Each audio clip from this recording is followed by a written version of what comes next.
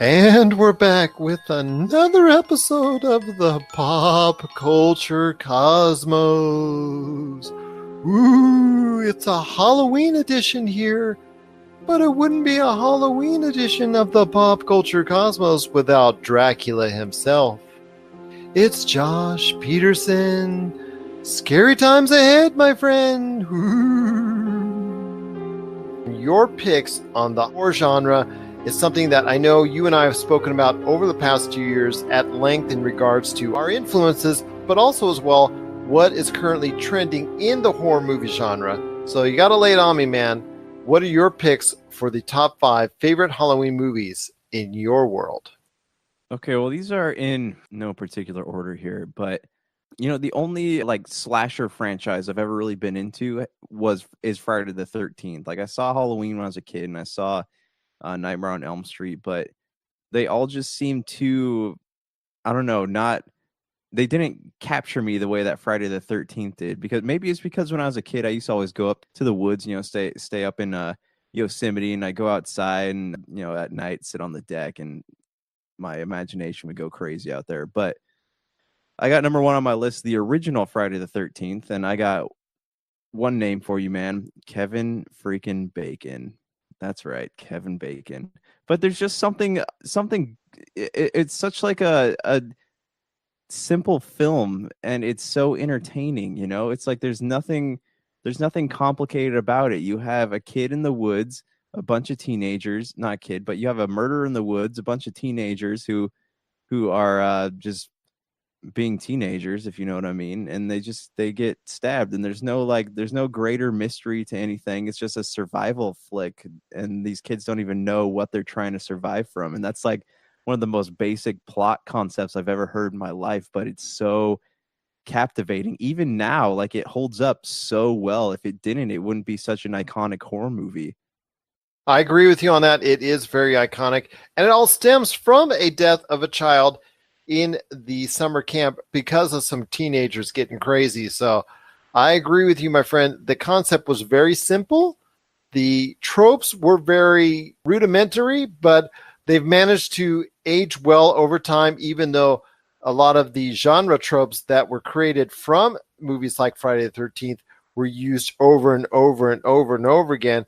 But even though it didn't work well over the period of time for other films, it still works very well for Friday the 13th, at least for the most part. It did get a little crazy later on in future iterations of the series. Are you talking about when Jason went to space? Kind of, yes. Oh, yeah, let's pretend that didn't happen. Yes. So what's next on your list, my friend? So my next one's The Others with Nicole Kidman, who, yes, she is still very attractive, and I will fight anybody who says she's not. Keith Urban wouldn't fight you on that. Keith Urban would not fight. Keith Urban's a man with good taste. But this movie was, I don't know, like I like haunted house flicks more than I like, slasher flicks. So, or the slasher or, exorcism movies. I don't even touch those. Yeah, I like haunted house movies a lot. I love supernatural movies. And The Others was so well crafted, so well written. And the fact that you had no idea what was going on until the very end of the movie, like that just is because around in The Sixth Sense, you could start to kind of figure it out before the end of the movie got there. But with The Others, you honestly had no idea what was happening until the last 5 minutes. And no matter how many guesses you threw on the table, you could not figure it out. It was scary. It was intriguing, and you cannot look away the whole time. And then to top things off, it blows your mind after when you reach the end of it. Because the reveal is one of the most famous reveals of any horror movie. Right. And it's one of those things where you can't watch it more than once, but one watch is all you need, and you will go and tell people what a great movie it was. So what's up next, my friend? The Others is an excellent choice, especially like you were talking about with the twist on the end just being so memorable. I know you got 3 others to talk about, so let me hear it, man. Come on, what's coming up next on your best of horror flicks? All right, so next I got House on Haunted Hill, the remake, not the old black and white one, but this movie it's not a good movie. It's far from a good movie. Everything about it is stupid. And it's God, what's his name? J.K. Simmons in it. It's on my list because I saw it as a kid, and I just remember the opening sequence where the lunatics in the insane asylum go nuts and they escape and they start killing everyone. I just remember being mortified at this part where this patient goes into an office, grabs a handful of pencils, and just shoves it through this nurse's neck. I had never seen anything like that in my life. I had never seen anything that gory. Like, granted, I had seen Friday the 13th, but nothing even compared to this. And it was one of those movies where, like, I had blacked it out for so long, but then I went back when I was a teenager and watched it again, and I was still horrified by it. And it's, you know, granted, if you watch it now, it's terrible, but just it had a killer cast. It was your typical cheesy 90s horror movie, and it had all the tropes, all the cliches, and it's I don't know, it holds a special place to me, but it's not something I'm ever going to watch again. Okay, so that's like a half-hearted recommendation, but okay. Be that as it may, all right, but it's on your list. Okay, next one I got The Conjuring. We've talked about this one at length. It's very well written, very well filmed. The cinematography is great, the acting's great. I remember watching this the first time I watched it was with my dad. My dad actually had nightmares about it that night. So yeah, well done there. You know, you can go back and listen to our explanations on older shows. Yeah, my number one pick is The Orphanage with Guillermo del Toro. I think he produced this one. But did you ever see this one? No, I've not seen the actual whole entire movie itself. Because this one's interesting in the fact that you can't really tell if it's a horror movie or if it's like a mystery movie. But the more you get into it, the more terrifying and intriguing it becomes. And it's only in Spanish, but even with the subtitles, it's still a good movie, and it's tragic, and like there's so much depth and layers to the characters that you can't even like the ghost, like you sympathize with the ghost and like the struggles of these children and this lady who's trying to find this lost kid. I can't even begin to describe how much I love this movie. It is horror. It is Guillermo del Toro leaves his mark on this one, even though he didn't actually direct it, but it's definitely something I would recommend watching for sure. That's an outstanding list, my friend. I'll tell you what, I'm getting all scary and all nervous right now. I'm thinking someone or something is going to jump out at me right now. So I better get on with my list before I can go ahead and hide into like maybe the closet or something, or safe room, so we can, maybe have to, do something about that before the end of the show here. But getting on to my list when it comes to I think the horror movies you need to see, or movies I think that are really kind of scary or something outlandish that you need to go ahead and see this Halloween. I want to give a special mention, and this is actually one of the scariest scenes I've ever seen, but it's not in a horror movie, but it's someone I think should be recognized as a top horror movie director. And I've told you this one before, and I think it should be the case because he puts in elements of horror in so many of his non-horror movies, and that is Steven Spielberg. And the scene I'm talking about is in Raiders of the Lost Ark. And if you're a young kid in the early 80s and you were watching, you were freaked out at the sarcophagus scene when they're opening up the Ark of the Covenant and the individual Nazis that were there, and also the French archaeologist that was serving as the, I think, Jewish priest at that time. They got more than an eyeful when it comes to when they open up the Ark of the Covenant. And yes, the special effects on it have aged tremendously.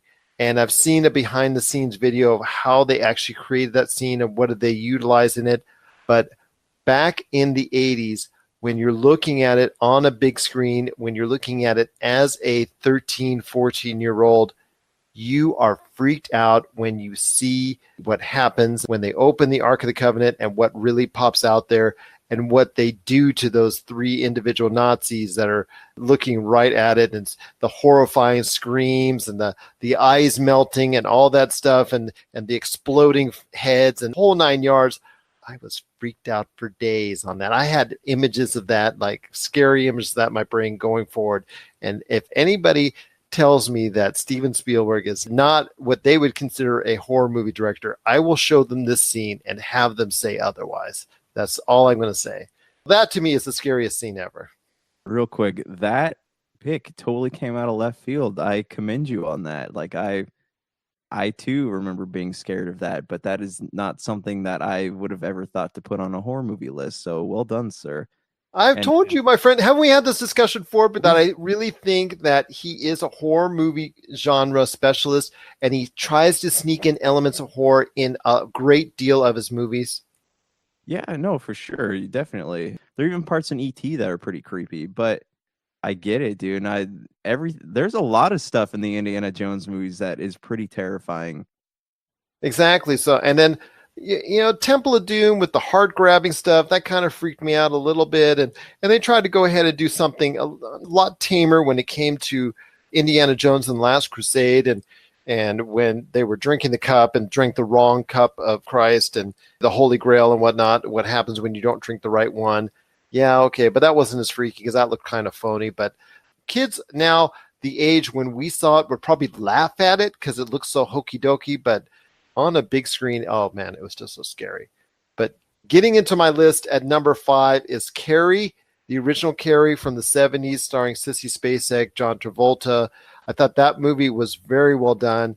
Obviously, it has a lot of parameters and things that it would lead in today in regards to bullying and unkindness in today's high school environment. But it does have a killer ending and a lot of deaths and a lot of gory ones, very bloody. Yes, there have been bloodier movies. Yes, there have been gorier movies. But at that time in the 70s, it was really pushing the envelope. And as a scary movie, I think it really just holds up very well. And I like it. I like it a lot as part of the horror movie genre.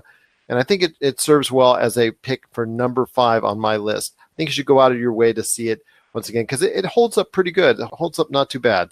You're listening to the Pop Culture Cosmos. Don't touch that dial. Wait, do people still use dials? Looking for an edge the next time you take on your favorite video game? Then check out Vitabrace High Performance Gamer Wristbands. Packed with the power of fruit seed oil, Vitabrace is clinically proven to help improve performance, giving you a better gaming experience. Head to miraclefruitoil.com and use the promo code MEDIA10 to get $10 off your Vitabrace purchase. Whether you're looking to beat the time on your latest speedrun or are fighting your way to the top on your favorite multiplayer or battle royale, Vitabrace can help you reach your gaming goals. Buy Vitabrace today at miraclefruitoil.com. That's miraclefruitoil.com. Vitabrace. Win with it. Number 4 for me is another movie outside of the horror genre per se, although it kind of blends a lot of elements of action thriller and horror genre, World War Z. And the only reason I say that is because, well, not because of Brad Pitt's performance, because it was all right. That wasn't truly horrifying. But the fact is, these zombies were not slow. I think that's the concept that really just blew me away, is that these were really fast. It reminds me a lot of 28 Days Later. I think that was also close on my list as well, as far as something that could be right there. With 28 Days Later, real quick, did you ever think that Danny Boyle would be capable of making something like that? No, not from his pedigree. I really thought that was something that was out of left field for him, but it was really good. I tell you what, 28 Days Later was really something, a landmark movie at that point in time. But World War Z, they took whatever was in 28 Days Later and took it up a notch even further, with the zombies being really, really fast and really scary. I personally really enjoyed it because of that aspect, because they were really fast. People are saying, the CG. Okay, you know what? Fine. If you want to say the CG wasn't perfect, by all means. But for me, it was well enough that it got by as a truly scary movie, because the elements that were there, and also the fact that these creatures could get you in a short amount of time, and that you would turn if you were infected in an even shorter amount of time. And to me, that was really what made it a very good movie. And I'm hoping someday that they get through all these production limbo issues that are currently out there for the sequel, and finally get a sequel underway, and a World War Z2 will come to fruition. Although now I'm beginning to not hold out hope for it. They keep saying they're going to do it, but it just keeps on getting pushed back, and sooner or later it's just going to get pushed back until it's no longer under even consideration for another go round, which is a shame because I believe it is Brad Pitt's highest grossing movie, which kind of is strange with all the stuff he's already done. Yeah, well, it would seem weird that they wouldn't make a sequel, and I know they really want to, because otherwise it's been like in the making for 6-7 years now, and if it wasn't something they really wanted to make, they would have dropped it 3 or 4 years ago. So I'm still holding out for it. But what's so great about World War Z is that it's the first zombie movie I think that's ever been made that seems kind of logical in its own illogical way. Exactly. And the fact that it was done on such a large mass scale, everybody, when they go to those zombie type things, yes, it's thought of as far as the zombie outbreak being on a worldwide scale, but it's always concentrated on a small town or on a small centralized area. We talk about stuff like what's going on as far as The Walking Dead. That zombie apocalypse is there, but it's centralized the story within one certain parameter. This is a globe-trotting, world-hopping event, and it just, to me, hopefully it will be something that gets a sequel. I know there are rumors, in fact, IndieWire, as what you're telling me now, is reporting that there is possible filming that's going to be coming up in summer 2019. But Josh, I'm going to tell you right now, I actually have to see photographs of on-set actual shooting, filming, or Brad Pitt on the set in character before I believe that this thing is actually going to get done. Fair enough. Next on the list, we have at number 3, that is going to be Invasion of the Body Snatchers. I know Jason Todd Feinberg of Hunting Queen talked about the original version from the 50s being the one that he admires the most. I'm going to say I've seen that one, but I'm going to say for me, the 70s version with Donald Sutherland, Leonard Nimoy, very young Jeff Goldblum, all in that flick. I'll tell you what, to me, it was a very haunting movie, obviously, with the whole Body Snatchers themes and the pods and all that. For what you could get out of it with 70s special effects, it kind of looks dated today, obviously, because of the fact it has those 70s special effects. But I know Jason talked about Donald Sutherland's the high shrieking of the actual pod people themselves.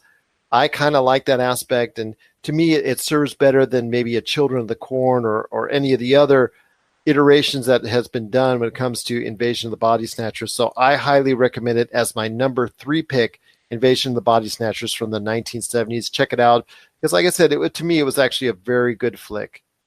Number 2 is actually something very recent. I know you talked about The Conjuring, and that's a recent pick to your list because of the fact it's been such a great film. Not only the fact that it's been very scary, but it's led to a whole series under the whole development of The Conjuring, sequels and also spin-offs that have been very successful themselves. I'm also talking about a horror movie.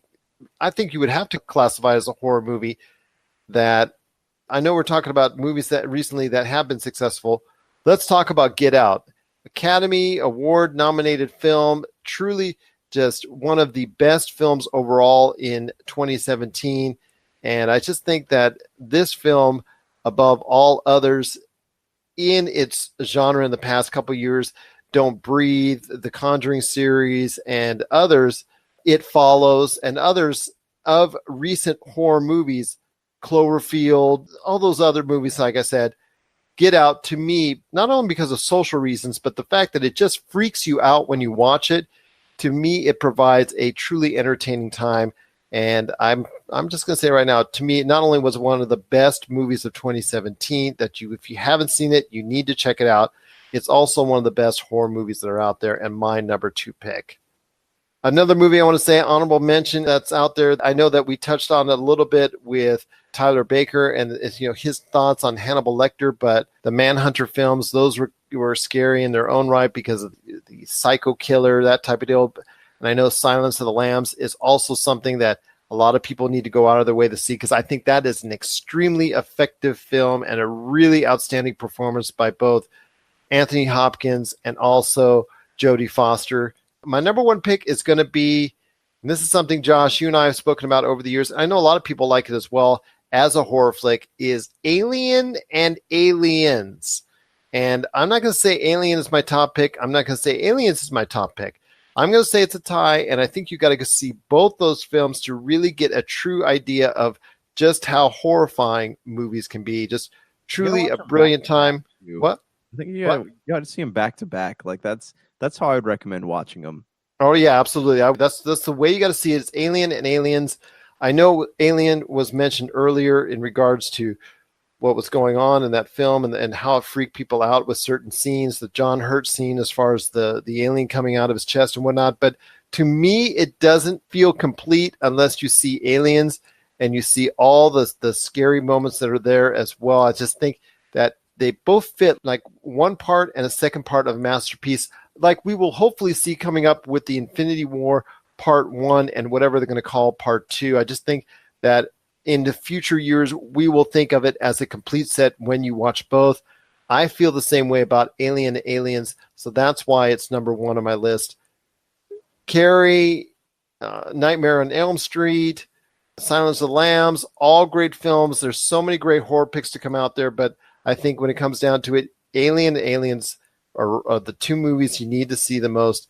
You can forget all about the other Alien movies, and I'm sorry to tell you that, Josh, but you can forget all the other Alien movies in the franchise. Dude, let me tell you this. So the first time I saw the Alien movies was when, I think it was a couple months before Alien vs. Predator came out. Okay. So I had gone and purchased because I wanted to get all the backstory. So I bought all the Predator movies and I went out and bought the special edition Alien films. And I got to tell you, man, I was so into Alien and Aliens. And when I got to Alien 3, I felt disappointed. It was almost like to show you what I mean. Like a comparison would be like when I walked out of The Last Jedi after the movie rolled, and I was just like, dang, man, that is not what I was hoping for. And that's Resurrection, correct? No, that's Alien 3. Resurrection was even worse. Okay. But not. I lost track after that. So yeah, it goes Alien 3, then Alien Resurrection. But even Resurrection was better than Alien 3, because they had already screwed it up. So my expectations for Resurrection were already super low, and it ended up like performing slightly above that.